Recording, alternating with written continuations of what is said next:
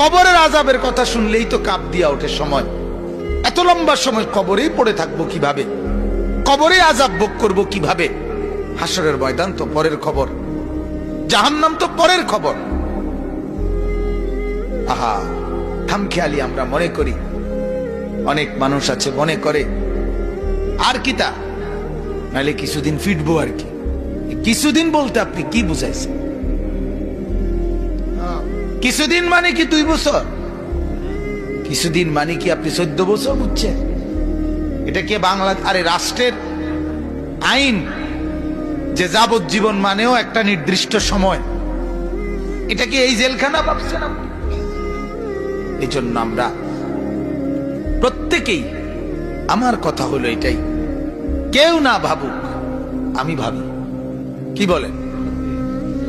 একজনই ভাবি, আমি ভাবি আমার আখিরাত নিয়ে, আমার পরকাল নিয়ে।